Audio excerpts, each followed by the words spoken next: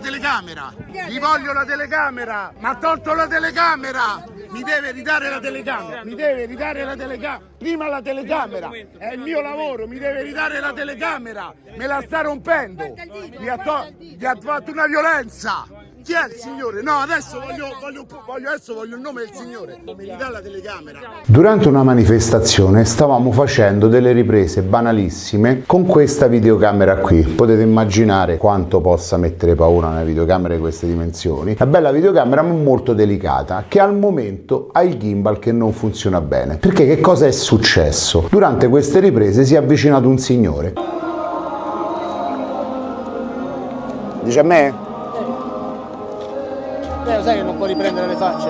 Che ci vuole il consenso? Che non si è qualificato, aveva semplicemente questa radiolina ben visibile e ha detto non potete fare le riprese, spiegandogli al signore guardi è una pubblica manifestazione, al di là che si potrebbero fare le riprese sempre e comunque, in pubblica manifestazione ci sono ancora più possibilità di fare riprese, tra cui il fatto di mostrare anche i visi delle persone senza chiederne il consenso, cosa che tra l'altro non stavo facendo perché stavo riprendendo la testa del corteo, dove c'erano solo poliziotti di spalle, come può testimoniare il video che ho pubblicato. Ma al di là di questo ero molto tranquillo e spiegavo a sto signore questa cosa. Il signore era un po' attempato, probabilmente avrà avuto circa una sessantina d'anni, 65 forse, ed era ben vestito con un bel Rolex, una bella camicia, un bel pantalone e tutto quanto, ma non aveva distintivi a vista. Poteva essere chiunque, poteva essere uno del corteo, poteva essere quello che volete voi. Fatto sta che a un certo punto mi fa non lo può fare, documenti. Ma quando lui ha fatto documenti mi ha messo una mano sul braccio, mi ha proprio bloccato. Forse sarà stata la deformazione professionale, forse in quel momento gli è venuto istintivo. Mi dia il documento, va. Ah, adesso vuole pure...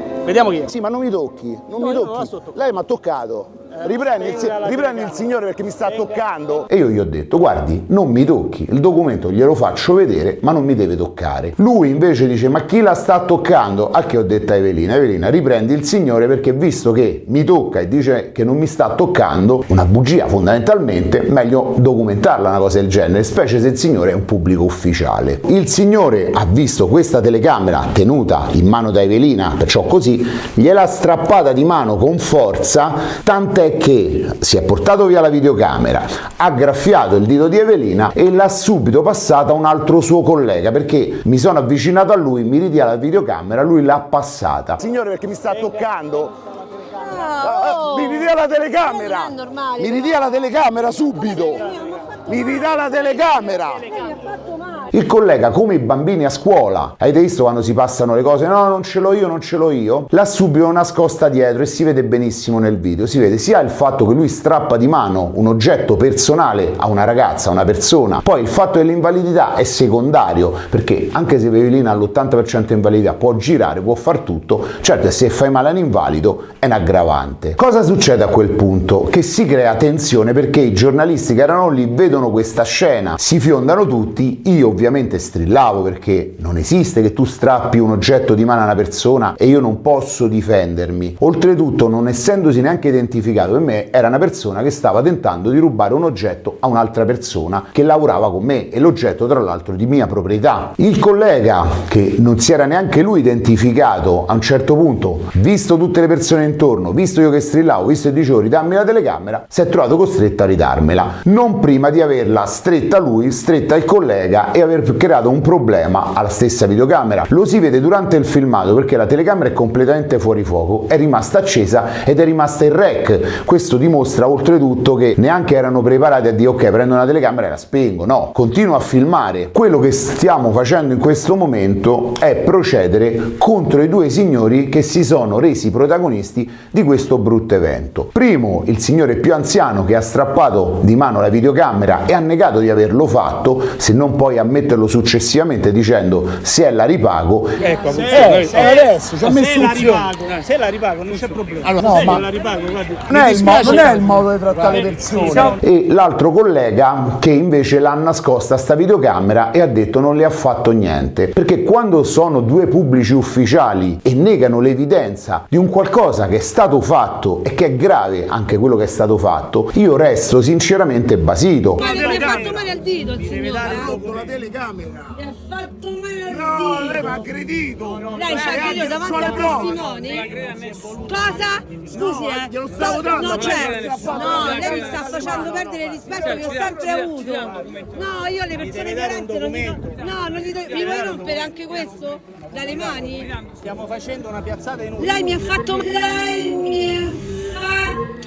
male, guarda la telecamera dalle mani. ma guarda questo che dice, oh, come nei film, bravo, come nei film. Perché sono persone che hanno una grande responsabilità, hanno un'arma, hanno un distintivo, sono coloro che sono deputate a difenderci. E come posso fidarmi di una persona che in quel momento ha fatto un atto così, lo sta negando e si sta facendo coprire dal suo collega o subalterno? Alla fine di tutto questo non hanno voluto fornire le loro generalità. Per fortuna a un certo punto mi chiedono il documento, perché poi un'altra delle cose brutte che accade è che quando si sta discutendo di qualcosa, e si ha anche ragione, comunque ti chiedono questo famoso documento, come se stemperasse tutto o si trovasse un cavillo per romperti le scatole. Ah, ma lei ha precedenti, e invece va andata male, perché io non ho precedenti. Però c'è stata una svolta, mi sono analizzato i filmati e sono riuscito, nel momento in cui ho chiesto di vedere il loro distintivo, a vedere alcuni elementi molto importanti. Tra l'altro il numero di distintivo del collega che ha preso la videocamera e che mi ha identificato, e addirittura il distintivo stesso, che era poco leggibile, ma mettendolo un pochettino sotto elaborazione con un programma di editing grafico sono riuscito a risalire al cognome, al grado, al numero di distintivo. Perciò abbiamo identificato uno dei due. L'altro purtroppo non siamo riusciti a risalire perché non ha mostrato nessun documento, non aveva neanche la placchetta identificativa con numero di serie, perciò per noi è un fantasma in questo momento. Ma prima o poi arriveremo anche a lui, perché se identifichiamo il collega, sicuramente quando chiederemo un po' di più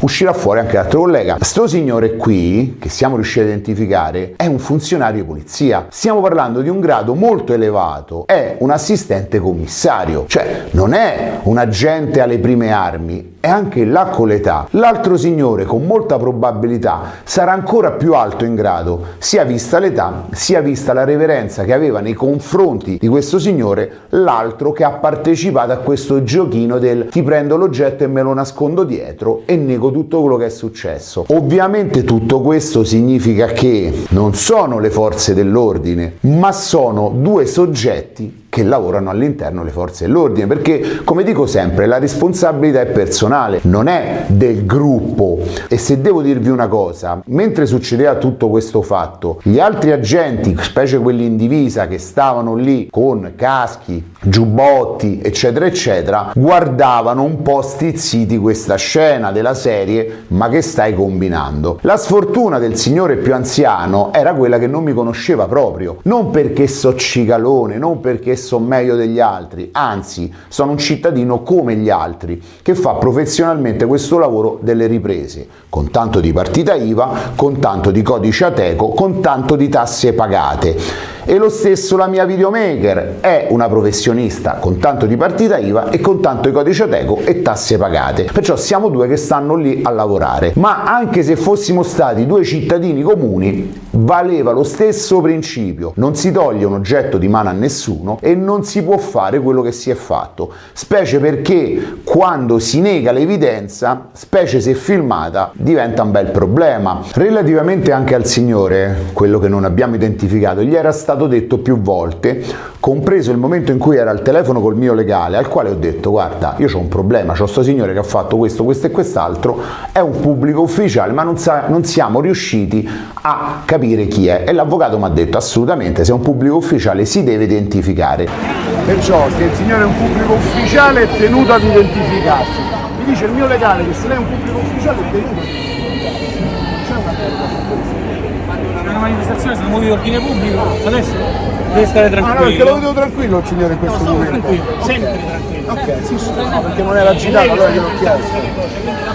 Qual è la scusa che ha tirato fuori il signore? No, è un momento delicato della manifestazione, non posso fornirti i documenti. Scrivi una lettera alla questura, cioè una bella letterina, carta e penna, cara questura, un signore durante la manifestazione mi ha strappato la camera di mano. Non sono riuscito a capire chi era. Può aiutarmi lei, cara signora questura? Una roba anacronistica. Sarà sicuramente meglio quello che ho fatto io per risalire alla persona. Ovviamente della persona ho il volto, tutto. Perciò se qualcuno dice non lo conosco, fase successiva faremo vedere il volto del signore. L'avrei potuto fare prima perché non ero tenuto ad oscurare il volto del signore, che era in pubblica manifestazione, e in più c'è una finalità di giustizia, ma proprio perché c'è una finalità di giustizia per adesso rimaniamo così, poi decideremo dopo con l'evolversi della situazione che cosa fare. Ma superato questo scoglio, che cosa è successo a questa manifestazione? 20 metri dopo, dove c'era stato questa cosa gravissima, un ragazzo, una ragazza che giravano con una camerina piccola piccola, la quale era meglio toglierla, hanno rubato la bandiera dalla FAO. È stata rubata dalla FAO, cioè territorio internazionale ultra protetto, manifestazione, agenti su agenti, qualcuno è riuscito ad arrampicarsi sulle mura di questa struttura che dovrebbe essere iperprotetta, ipercontrollata, rubare la bandiera e l'hanno recuperata la sera. Questo vi fa capire che se io vado a perdere tempo con un ragazzo, con una ragazza, con una persona che sta facendo il suo lavoro con una telecamerina in mano, potrebbe sfuggirmi il controllo di qualche altra cosa, e io fossi stato il responsabile di questa cosa, 2 domande me le sarei fatte. Però questa è una mia constatazione personale. Però casualmente 20 metri dopo è successa questa cosa. Questa esperienza in particolare è stata la più negativa dal punto di vista di danno all'attrezzatura.